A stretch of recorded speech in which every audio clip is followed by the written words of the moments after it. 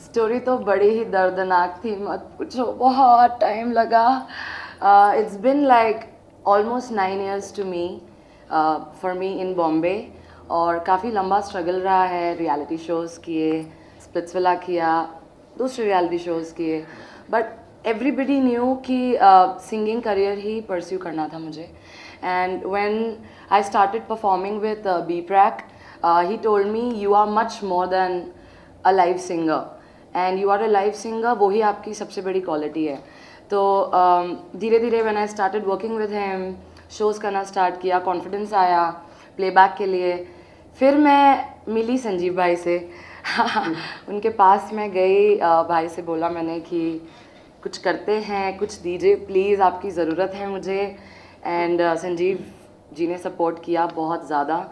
Lyrics तो आप लोगों ने सुने होंगे, बहुत ही खूबसूरत लिखावट है, हुक लाइन ही इतनी सुंदर है, और इस गाने की सुंदरता ही सबसे पहले लिरिक्स है, क्योंकि एक एक लाइन, एक एक शब्द वार है। किसी ने किसी का दिल तोड़ा हो तो उस पर वार है, कड़क वार। तुमने दगा दी मुझको, तुमको दगा मिलेगी, दिल तोड़ने के देखना एक दिन सजा मिलेगी। This is like so direct, so straight. Sanjeev भाई क्या कहते हैं आप? बहुत, सबसे पहले तो thank you so much. It was a collaboration, he supported me through out the song. इन्हीं के वजह से पॉसिबल हुआ है, लिरिक्स नहीं होती तो म्यूज़िक कैसे होता, सिंगर कैसे आती। तो आई थिंक सबसे पहला काम राइटर का होता है, कंपोज़र का होता है, एंड इन्होंने जो काम किया है वो तो दुनिया देख ही रही है। ऑलरेडी इतना सारा काम कर रहे हैं संजीव भाई, अब आप बोल दीजिए कुछ। आप सबने गाना सुना होगा, गाने के लिरिक्स कुछ जैसा जस्टिफाई सिंगर करता है, तो ऋतु ने वैसा जस्टिफाई किया। हम जब फर्स्ट टाइम मिले थे ऋतु और हम लोग, तो इसकी आवाज़ में ना स्पार्क था। आप इतने सारे नए सिंगर्स को सुनते हैं, तो ये एक ऐसा दौर है म्यूज़िक इंडस्ट्री में कि जिसमें भी पोटेंशियल है उसके लिए ब्रेक है आज के टाइम में। एंड मेरा पर्सनल मानना है as a composer, as a writer, कि ऋतु जैसे एक हज़ार में से एक वॉइस होती है ना, कि हज़ार में से एक चमकने वाली वॉइस, तो ये वॉइस मुझे वो लगी। एंड जिस एनर्जी से गाना हमने बनाया, इसने जस्टिफाइड किया ऐसा। हालांकि she is very happily with Mayank, पर इसने सैडनेस वॉइस में बहुत कमाल की दिखाई है। Thank you so much. वो तो सिंगर का काम ही होता है, जैसे डांसर्स अपने फेस से, अपनी कला से अपना एक्सप्रेशन एक्सप्रेस करते हैं, अपना दर्द, अपनी खुशी, वैसे ही सिंगर का भी काम होता है। जो भी वो गाए, चाहे वो 4 शब्द हो, चाहे वो 4 लाइनें हो, जो शब्द कहते हैं उन शब्दों का अर्थ हमारी आवाज़ में सुनाई देना चाहिए। एंड सिंगिंग के साथ, जैसा आपने एक्टिंग देखी होगी ना ऋतु की, तो मतलब सिंगर तो ये बहुत अच्छी है, बट पर्सनली मेरा मानना है ये ना बॉर्न एक्ट्रेस है एक्चुअली। अभी ये बात भी कर रही है तो आप लोग को लग रहा होगा कि एक्टिंग या एक्सप्रेशंस ना भगवान ने इसके खून में दिया है, कि तो एक्ट्रेस बहुत अच्छी है ऐसी। मुझे आई होप, ऐसा मुझे सब बोलते हैं, but I think I should explore more to my acting. बाकी मौका मिला तो बिल्कुल, बट हाँ, मेन फोकस मेरा अभी सिंगिंग है, क्योंकि बहुत साल लगे मुझे यहाँ तक पहुँचने में, और बहुत बहुत डिफ़िकल्ट जर्नी रही है। मुझे पता है, जब मैं भोपाल से आई थी यहाँ पर, तो वेरी डिफरेंट फैमिली बैकग्राउंड, बहुत बेसिक लोग, सिर्फ मेरे भाई और कज़न्स गुंडे हैं, पॉलिटिशियंस है, नॉट गुंडे, बैड वर्ड, पॉलिटिशियंस है, और उन्होंने मुझे गुंडों की तरह ही एक्चुअली बड़ा किया है, सिखाया है कि अपनी चीज़ों पे फाइट ज़रूर करो, अननेसेसरी फाइट मत करो, अननेसेसरी पावर मत दिखाओ, अननेसेसरी अपनी ताकत का प्रदर्शन मत करिए, और जब आपको लगे कि इस वक्त ज़रूरत है, इस वक्त नेसेसरी है, तभी आप बताइए कि आप क्या हैं और कहाँ से आते हैं और क्या आपका बैकग्राउंड है। तो एक चीज़ मुझे उन्होंने सिखाई थी, और बॉम्बे की जो मेरी लाइफ रही है उसमें ऑफ कोर्स सब स्ट्रगल करते हैं, सभी लोग स्ट्रगल करते हैं। स्ट्रगल के बिना मुझे नहीं लगता सक्सेस हमें मिल सकती है।